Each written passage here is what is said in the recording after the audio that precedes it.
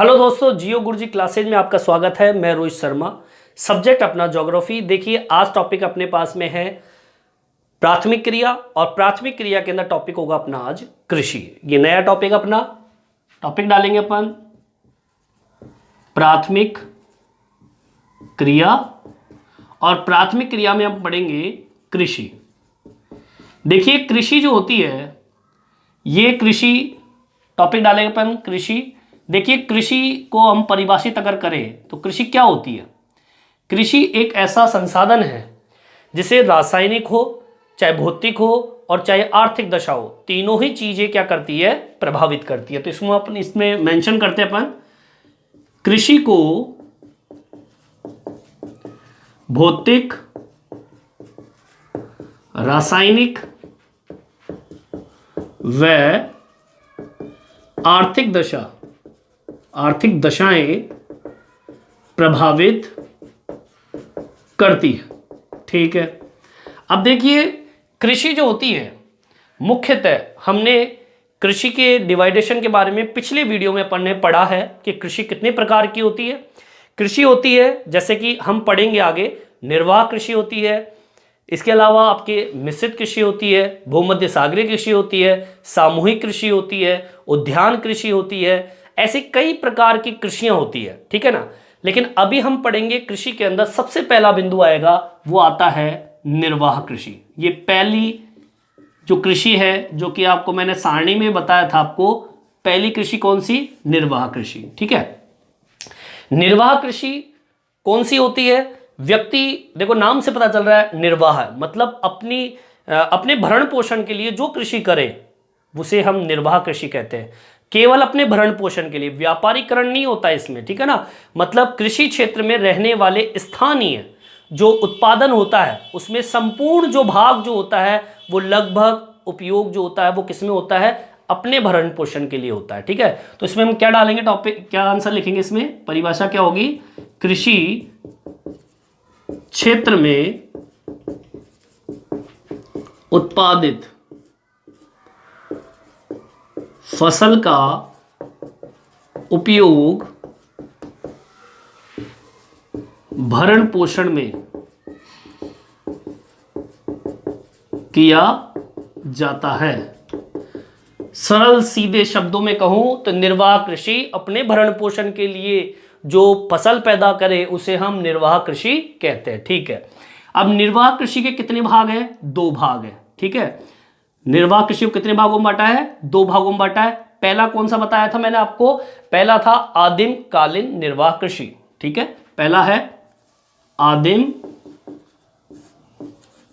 कालीन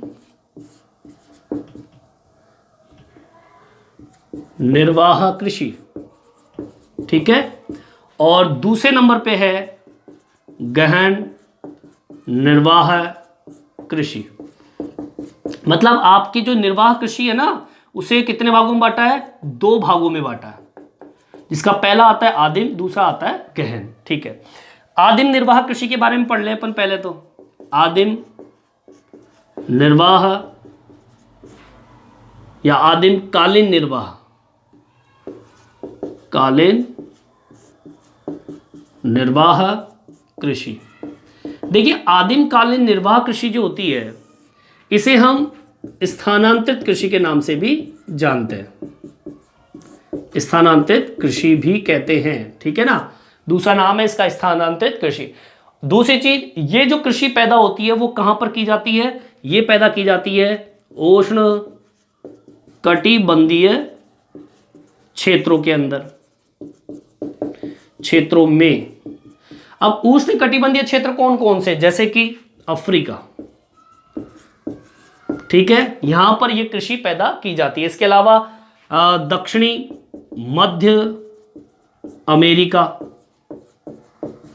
ठीक है, इसके अलावा और कहां पर होगा, दक्षिणी मध्य अमेरिका का उष्ण कटिबंधीय क्षेत्र। ठीक है ना, जो कि मैंने पहले बता दिया आपको, उष्ण कटिबंधीय क्षेत्र।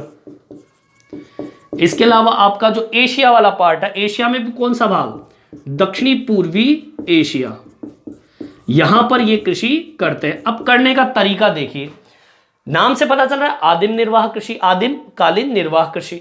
इसमें क्या होता है, पहले तो खेतों को बनाने के लिए जंगल को जला दिया जाता है, मतलब वनस्पति को जला देते हैं, एक खेत तैयार कर लेते हैं, जली हुई राख से उसको उर्वरकता में यूज में लेते हैं, इसलिए इस कृषि को स्थानांतरित कृषि भी कहते हैं। और दहन कृषि मतलब जला के कर रहे हैं ना, तो इसलिए दहन कृषि भी इसको कहेंगे। जहां पे ये खेती करेंगे वहां पर 3 से 5 साल काम करेंगे, क्योंकि 3 से 5 साल बाद में इसकी जो उर्वरक क्षमता होती है वो समाप्त हो जाती है। फिर आगे जाके इसी प्रक्रिया को दोबारा से दोहराते हैं। और इस कृषि के अंदर मुख्यतः लकड़ी का औजार जैसे कुदाली है, फावड़े, इनका उपयोग करते हैं। तो इसमें हम इस तरीके से इसको लिखेंगे, क्या लिखेंगे, इस कृषि को वनस्पति जलाकर एक खेत तैयार करते हैं। ठीक है, जली राख को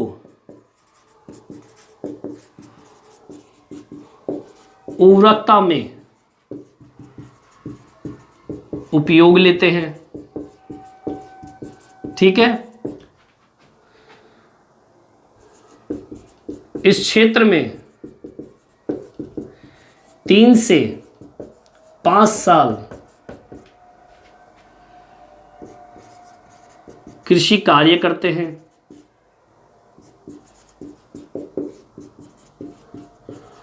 उर्वरक क्षमता समाप्त होने पर आगे जाकर क्या करते हैं, खेत तैयार करते हैं।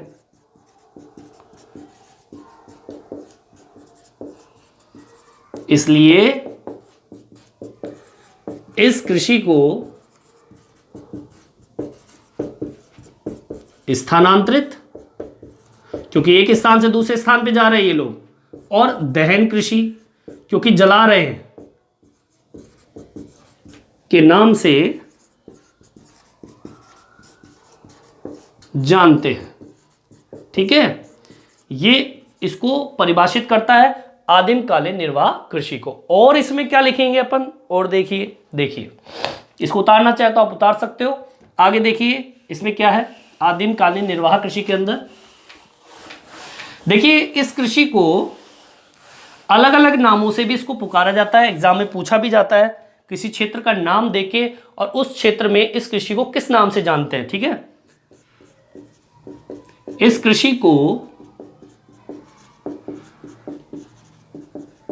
क्षेत्रों के आधार पर अलग अलग नामों से जाना जाता है। अब वो नाम क्या है, जैसे कि सबसे पहले हम भारत की बात कर ले तो भारत के अंदर उत्तरी पूर्वी भाग भारत की क्या नाम देते हैं इसका, झूमिंग कृषि के नाम से इसको जानते हैं। ठीक है, झूमिंग कृषि। दूसरे नंबर पे है आपका मध्य अमेरिका और मैक्सिको। मध्य अमेरिका व मैक्सिको, यहां पर इस कृषि को किस नाम से जानते हैं, मिल्पा के नाम से। ठीक है, और एक है आपका मलेशिया और इंडोनेशिया। मलेशिया व इंडोनेशिया, यहां पर इसको लदांग के नाम से लादांग के नाम से इसको जानते हैं। ठीक है, तो ये आपका आदिम कालीन निर्वाह कृषि के बारे में मैंने आपको बता दिया। अब बात करते हैं गहन निर्वाह कृषि के बारे में। देखिए गहन निर्वाह कृषि जो है इसमें मुख्य रूप से अलग अलग फसलों के बारे में वर्णन होगा इसके अंदर। ठीक है ना, जैसे कि गहन निर्वाह कृषि जो होती है इसको 2 भागों में बांटा है। कितने भागों में बांटा है, 2। सबसे पहले नंबर पे आता है, एक है चावल प्रधान गहन निर्वाह कृषि, मतलब जहां पर केवल चावल ही पैदा होता है। दूसरा चावल रहित गहन निर्वाह कृषि, जहां पे चावल नहीं पैदा होता है। तो सबसे पहले हम बात करेंगे जहां पे चावल पैदा होता है, चावल प्रधान गहन निर्वाह कृषि। देख लीजिए, प्रमुख फसल कौन सी बताई मैंने? प्रमुख फसल जो है वो है चावल। ठीक है, क्वेश्चन आ जाए कि चावल प्रधान गहन निर्वाह कृषि के अंदर, नाम से पता चल रहा है गहन निर्वाह कृषि में मुख्य फसल कौन सी? चावल। ठीक है, ठीक है। अब इसकी कुछ विशेषताएं, इसकी विशेषता क्या है? इसकी विशेषता ये है कि पहली चीज तो ये कि अधिक जनसंख्या घनत्व के कारण इनका खेतों का आकार क्या होता है? छोटा होता है। मेंशन कीजिए यहां पर, अधिक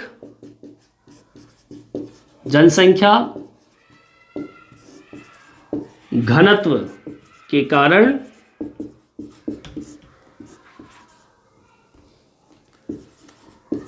खेतों का आकार छोटा। ठीक है, ये पहली विशेषता है आपके चावल प्रधान गहन निर्वाह कृषि वाले क्षेत्र की। दूसरी क्या है? कृषि कार्य जो है संपूर्ण परिवार के लोग करते हैं। कृषि कार्य संपूर्ण परिवार के लोग करते हैं। ठीक है, तीसरे नंबर पर मानव श्रम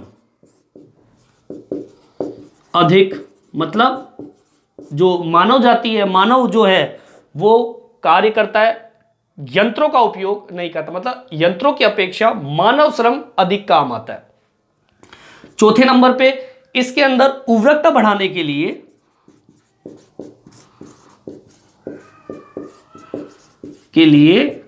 गोबर